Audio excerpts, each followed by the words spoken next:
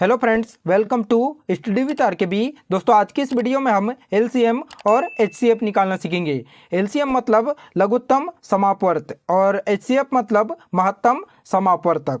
ठीक है, तो देखिए इसी वीडियो में हम दोनों को निकालना सीखेंगे। सबसे पहले हम देखेंगे एलसीएम निकालना। तो देखिए एलसीएम क्या होता है, वह छोटी से छोटी संख्या जो दी गई संख्याओं से पूर्ण रूप से विभाजित हो जाती है, क्या कहलाती है? एलसीएम कहलाती है।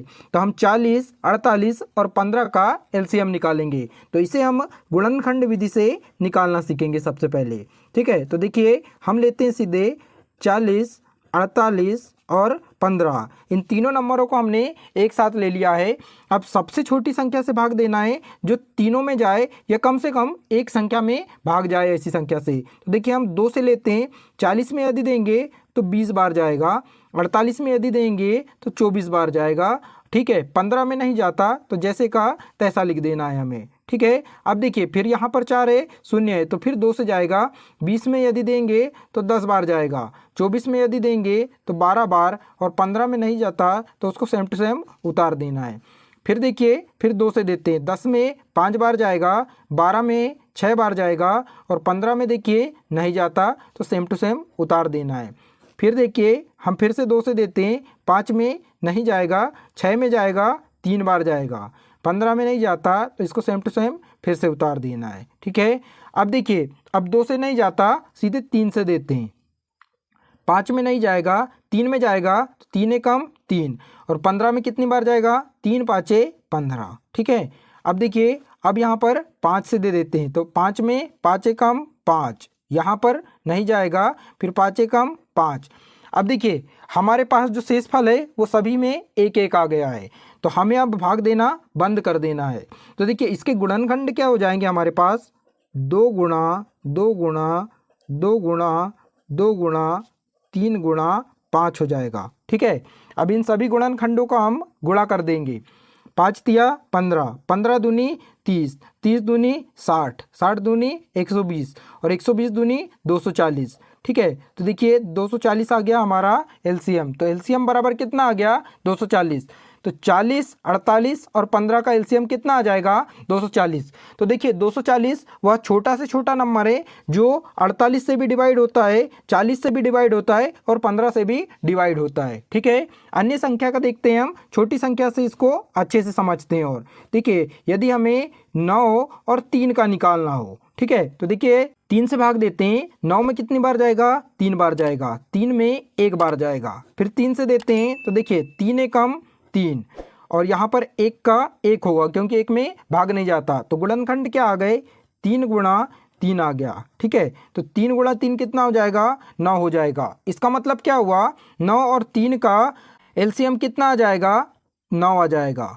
ठीक है, अब देखिए इसमें 9 में 9 से भी भाग जाएगा, 9 एकम 9, और 3 से भी भाग जाएगा, 3 तिया 9। तो इस प्रकार हमारा आंसर हो जाएगा। नेक्स्ट क्वेश्चन समझते हैं। क्वेश्चन नंबर 2 है 30 और 42 का एचसीएफ निकाले। इसका मतलब क्या है? महत्तम समापवर्तक निकालना है इसका हमें। तो महत्तम समापवर्तक क्या होता है? वह बड़ी से बड़ी संख्या जो दी गई संख्याओं को पूर्ण रूप से विभाजित कर दे, क्या कहलाता है? महत्तम समापवर्तक कहलाता है। इसका मतलब क्या है? इन दोनों का महत्तम समापवर्तक क्या होगा? वह संख्या जो दोनों को पूर्ण रूप से भाग देने पर शेषफल 0 आ जाए। ठीक है, तो देखिए इसको निकालते कैसे हैं? हमें क्या करना है, यहाँ पर इस प्रकार रेखाएं खींचना है, और जो बड़ी संख्या है उसको इसके अंदर लिखना है, और जो छोटी संख्या है उसको इसके बाहर लिखना है। इसका मतलब क्या है? 30 से हमें 42 में भाग देना है। ठीक है, तो भाग देंगे 30 से यदि 42 में भाग देंगे, कितनी बार जाएगा? 1 बार जाएगा, 30 एकम 30। ठीक है, अब 2 में से 0 घटाएंगे, 2 आएगा।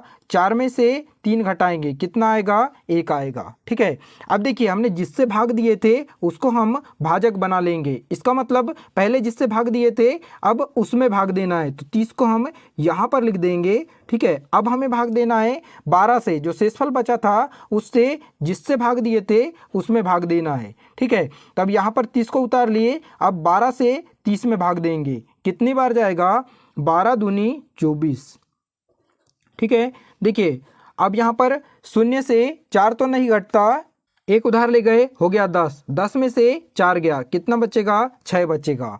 और यहाँ से एक उधार ले गए थे तो यहाँ 2 बचा था, 2 में से 2 गया, 0। अब देखिए यहाँ पर 6 आ गया, तो फिर हमें 12 को यहाँ उतार लेना है, जिससे भाग दिए थे उसको अब भाग देना है उसमें, ठीक है। अब 6 से 12 में भाग देंगे, कितनी बार जाएगा, 2 बार जाएगा, 6 दूनी 12, ठीक है। 2 में से 2 गया 0 और 1 में से 1 गया 0। देखिए हमारा शेषफल जो है 0 आ गया। इसका मतलब हमने जिस संख्या से अंतिम बार भाग दिए थे वह संख्या हमारा HCF हो जाएगा। इसका मतलब क्या है, 30 और 42 का महत्तम समापवर्तक कितना हो जाएगा, 6 हो जाएगा। ये हमारा आंसर हो जाएगा। और एक एग्जाम्पल से समझते हैं। क्वेश्चन नंबर 3 है 90 और 126 का महत्तम समापवर्तक निकाले। तो देखिए इनका हम महत्तम समापवर्तक निकालेंगे। तो क्या करते हैं, यहाँ देखिए इस प्रकार से लाइन खींचते हैं और 126 बड़ी संख्या है तो उसको अंदर लिखेंगे और 90 जो छोटी संख्या है उसको बाहर लिखेंगे। अब 90 से भाग देंगे हम 126 में, एक बार जाएगा, 90 एकम 90, क्योंकि 2 बार देंगे तो बढ़ जाएगा। अब यहाँ पर घटा देते हैं, 6 में से 0 गया 6, और देखिए यहाँ 2 में से 9 नहीं घटता तो यहाँ एक उधार लिए 12 हो गया, 12 में से 9 गया, कितना बचेगा यहाँ पर 3, ठीक है। अब देखिए यहाँ पर कितना आ गया 36। अब 36 से भाग देना है हमें जिससे भाग दिए थे उसमें, मतलब 90 में, ठीक है। तो कितनी बार जाएगा, 36 दूनी 72, ठीक है, 2 बार भाग गया। अब घटा देते हैं, यहाँ पर 0 में से 2 तो नहीं घटेगा, एक यहाँ से उधार ले गए, 10 हो गया, 10 में से 2 गया 8, और यहाँ से एक उधार ले गए, यहाँ बचा 8, 8 में से 7 गया, कितना बचेगा 1। अब देखिए जिससे भाग दिए थे उसको फिर यहाँ पर उसमें भाग देंगे, तो ये यहाँ उतारेंगे 36, ये वाला 36 यहाँ उतारेंगे। अब भाग देंगे 18 दूनी 36, कितनी बार भाग जाएगा, 2 बार। देखिए 6 में से 6 गया 0 और 3 में से 3 गया 0, ठीक है। देखिए अंतिम बार किससे भाग दिया गया है, 18 से। तो 90 और 26 का महत्तम समापवर्तक कितना हो जाएगा, 18 हो जाएगा। जिस संख्या से अंतिम बार भाग देते हैं वह संख्या क्या हो जाती है, महत्तम समापवर्तक हो जाती है, ठीक है। तो ये हमारा आंसर हो जाएगा। ठीक है दोस्तों, आज के लिए बस इतना ही। वीडियो अच्छी लगी हो तो चैनल को सब्सक्राइब कर दें और बेल आइकन बटन को दबा दें। धन्यवाद।